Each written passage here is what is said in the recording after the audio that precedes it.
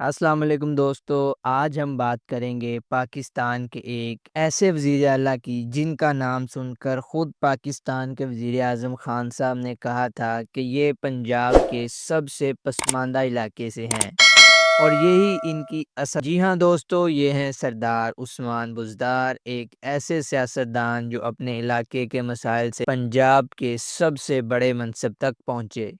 آئیے جانتے ہیں ان کی پوری کہانی دلچسپ اور حیران کن واقعات کے ساتھ۔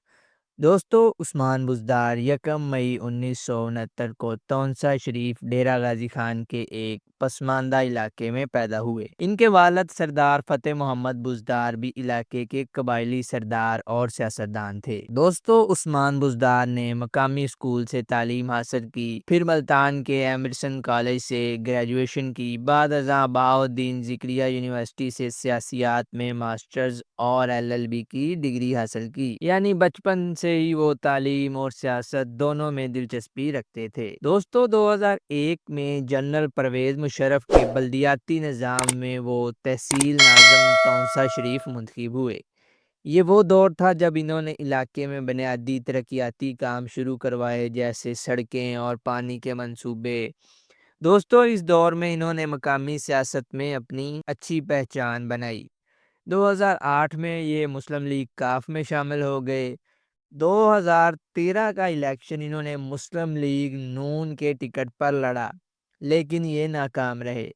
انہوں نے ہمت نہیں ہاری اور 2018 میں وہ جنوبی پنجاب صوبہ محاذ کے ساتھ سیاست میں دوبارہ آئے۔ دوستو، مئی 2018 میں عثمان بزدار نے پاکستان تحریک انصاف جوائن کر لی۔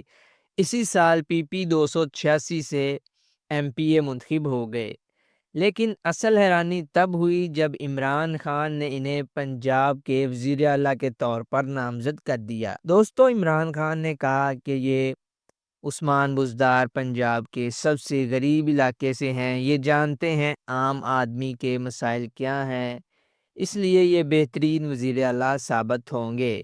اور اس کے علاوہ خان صاحب نے انہیں وسیم اکرم پلس بھی قرار دیا۔ دوستو، 20 اکتوبر 2018 کو عثمان بزدار پنجاب کے 17ویں وزیر اعلیٰ بنے۔ دوستو، ان کا سب سے بڑا دعویٰ یہی تھا کہ وہ جنوبی پنجاب کی عام عوام کی آواز ہیں۔ دوستو، ان پر بہت ساری تنقید بھی ہوئی اور انہیں بہت سارے چیلنجز کا بھی سامنا کرنا پڑا۔ ناقدین نے کہا کہ عثمان بزدار کے پاس بڑے عہدے کا تجربہ نہیں تھا۔ کئی بار ان کی پالیسیوں پر سوال اٹھے، کوئی ایک پریس کانفرنس بھی یہ صحیح طریقے سے نہیں کر سکے۔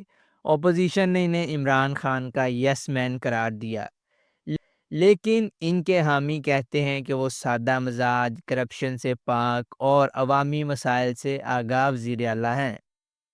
دوستو، اپریل 2022 میں عثمان بزدار نے وزیر اعلیٰ کا عہدہ چھوڑ دیا اور 2023 میں یہ PTI بھی چھوڑ گئے۔ ان کا دور ملا جلا رہا، کچھ لوگ انہیں عوام دوست کہتے ہیں اور کچھ لوگوں نے انہیں نااہل قرار دیا۔